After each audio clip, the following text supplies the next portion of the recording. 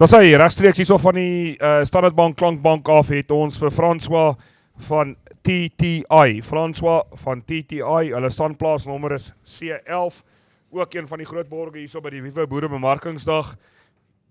François, vertel ons bietjie van TTI. Wat doen TTI? Waarvoor staan julle? Wat se dienste lewer julle?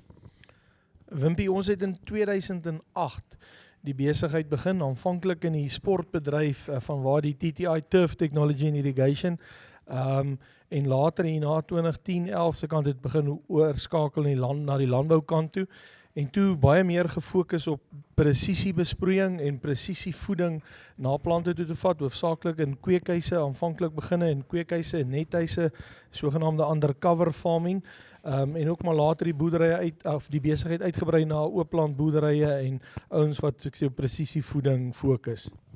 OK, wat maak TTI anders as enige ander kom ons sê irrigation maatskappy, as ek dit nou die Engelse woord mag gebruik? Wat maak julle uniek? Wat maak julle anders? Soos ek nou vir jou genoem het, toe ons in 2011 die besluit geneem het om bietjie meer in die landbou oor te gaan, het ons skielik agtergekom dat om in die gewone konvensionele oopveld besproeiing in te kom is redelik moeilik, en het ons fokus gesit op meer op undercover boerderye met presisievoedings en deurlopende voeding, ECPA beheersisteme.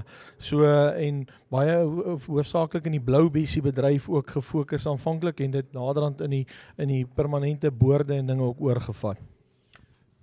Julle besproeiingssisteme, as ek dit nou so mag noem, wat se tegnologie gebruik julle op julle besproeiingssisteme en hoe baat dit die boer? Hoe maak dit vir die boer makliker? Kan hy byvoorbeeld, wat ek daarmee bedoel, onder in die Kaap sit en sy besproeiingsstelsels dophou en van sy selfoon of van sy laptop of wat ook al die geval mag wees, dit aan en af sit, presies sien hoeveel water is gegooi, kan hy dit elektronies stel, kan hulle byvoorbeeld giftstowwe, groeistowwe, daai tipe goeders daardeur die sisteme sit, help julle hulle met daai groeiplanne of hoe werk julle dinge?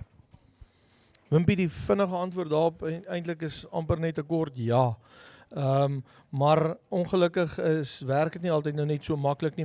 Mens ontleed maar jou boer en jou kliënt en jy sien wat se outomatisering en goed jy vir hom kan gee. Deesdae is dit met die tegnologie is dit regtig moontlik om op ander kontinente sit en verstellings en goed te maak, maar 'n mens moet ook maar weet waar jou kliënt se limiet moet lê en watter besluite mens moet so outomatiseer dat dit op grondvlak, op plaasvlak gedoen moet word, omdat jy maar daar moet wees. En dan is daar sekere goed wat 'n mens kan nou op 'n verder afstand kan doen, maar ons probeer hoofsaaklik kyk om maar meer die monitering op 'n afstand te kan doen as wat jy fisies verstellings so van ver af moet doen. Ek verstaan wat jy sê. Dankie François. Goed, daar het julle dit. François, standplaasnommer C11 TTI. Julle is hoeveel jaar al hier betrokke by die Boerebemarkingsdag? Is dit julle eerste jaar wat julle jaar is? OK, daar's hy. Welkom aan ook hier by die Wiewe Boerebemarkingsdag familie. Gaan draai daar by TTI by hulle standplaas C11, boere en mense, luisteraars ensovoorts en gesels met hulle rondom julle besproeiingsbehoeftes, wat hulle ook al julle mee kan help. En François, baie dankie dat julle hand oop was, dat julle bereid was om te borg hierdie jaar en dat julle, ons hoop om julle ook volgende jaar weer te sien. Mag TTI groei van krag tot krag en ons hoop om julle volgende jaar weer te sien. Wimpie, baie dankie.